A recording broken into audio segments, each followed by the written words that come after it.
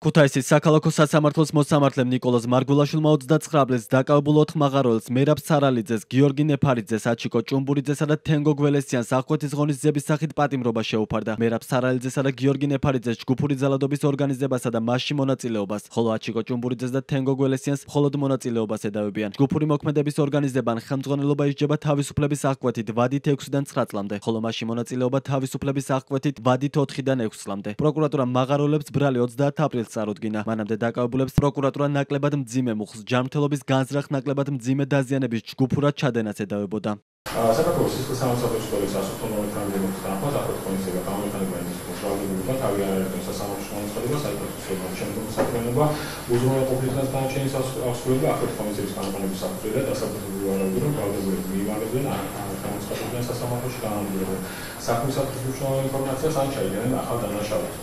ბრალდებულები მათგანაც განხორციელების სფეროში გამოიხატება შემდეგში ბრალდებულების თავის საფუძვლად მივიდებს ის გარემოება რომ თავისუფლებაში ყოფნის შემთხვევაში შესაძლოა მოსაუბრების საქმეში მათ თავი არიან გამოძიებას სასამართლოში განცხადებას თვითონ სასამართლო გადაწყვეტილების აღსრულებას აღნიშნული ვარაუდის საფუძველს მისის გარემოება რომ ჩადასხული დანაშაული კერძოდ გიორგი ნეფარიძისა და მერაბ სარალიძის შემთხვევაში როსამართლოს პროექტიდან მოგვიანებით გადაიხადა დანაშაულის საჭიროება საქართველოს 6-დან 9 თავისუფლების აღსრულებას ხოლო თემის გველესიანის და აჩიკო ჭუმბურიძის შემთხვევაში როსამართლოს პროექტიდან დანაშაული საჭიროება საქართველოს 6-დან 9 წლამდე თავისუფლების აღკვეთას უნდა შესაბამისად მოსაუბრების კაცის საშიშიშით შესაძლოა მიმდინარე გამოძიებას სასამართლოს მიერ მის მიმართ განხორციელებული განაჩენის გამოტანის შემთხვევაში ბრალდებულებს ედნებოდა საპატიმრო საჭიროების დანიშნვის რეალიზაციასა და საპატიმრო საჭიროებისგან თავის ადგილების გამო არსებობს მათი მიმარების საშიშროება.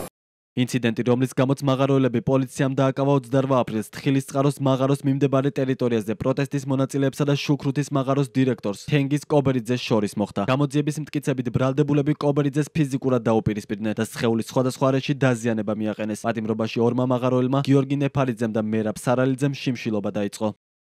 სიმართლეს ვიტყვით და იმ სიმართლეს დავამტკიცებთ, რაც მოხდა იქ. და რანაირ დანაშაული ვარ. ამას თუ თანამშრომლობ, კი ბატონო, მაგრამ ნახეთ ბატონო ყობა თქვენ 28-ში იცნობთ საქმის მასალებს. მე საქმის მასალები მომეცით გუში 8 საათზე და წუხელი გავეცანი და ბრალდებულები ელოდნენ, რომ გაათავისუფლებდით და ბრალს არ წაუყენებდით, იმიტომ რომ არაფერი არ ქონდათ დანაშაული და თურმე 28-ში 6 მოწმის ჩვენება ყოფილა, რომელიც სხვა რეალობას ამბობენ. მე რომ ცოდნოდა 6 კი არა 12 მოწმეს მოვიყვანთ, რომელიც აბსოლუტურად სხვა რეალობას დაუპირისპირებია. მე საიდან უნდა მცოდნოდა 28-ში ისინი ჩვენებას აძლევდნენ. შესაბამისად ბატონობა ის რომ ბრალდებულებს მიეცათ ჩვენება, რომელიც საპირისპიროს იტყოდნენ 28-ში რაც ჰქონდათ იმ 6 მოწმეს, საიდან უნდა მცოდნოდათ ბრალდებულებს? ისინი რას ამბობდნენ და რა უნდა გაგვეპატილებინა ჩვენ? საიდან უნდა მცოდნოდათ? ჩვენ თვითონ ვიტყვით სიმართლე.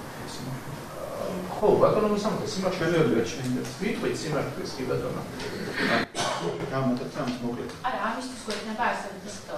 პრაქტიკა ისეთია, ბატონო სამართლე, ამ ქვეყანაში რომ სიმართლის დამტკიცება უფრო ძნელია ყოლეს. დღეს მაღაროელების მხარდასაჭერად მასშტაბური აქცია მიმდინარეობს ჭიათურაში. მაღაროელების სოლიდარობის ნიშნად აქციას სხვადასხვა ქალაქებიდანაც უერთდებიან. ხიბულელი მეშახტის სოლიდარობის წერილი ჭიათურელ მაღაროელებს. მაღაროელებო, ჩვენ თქვენთან ერთად ვითხოვთ უსამართლოდ დაჭერილი მაღაროელების გათავისუფლებას. სამთოელების დიდ ოჯახს არ ახსოვს, რომ მშრომელები ღირსეული ცხოვრების მოთხოვნის გამო დაეჭირათ.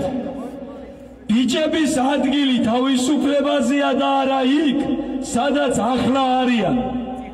ჩვენ მიწის სიღრმეში მომუშავეებმა ვიცით, რაც ნიშნავს ოჯახის გამოსაკვებად რისკზე წასვლა ყოველ ცვლაზე. ჩვენი პროტესტი არა მხოლოდ ჭიათურის, არამედ მთელი სამთო-მომპოვებელი რეგიონების ბრძოლა ღირსეული და სამართლიანი შრომის პირობებისთვის.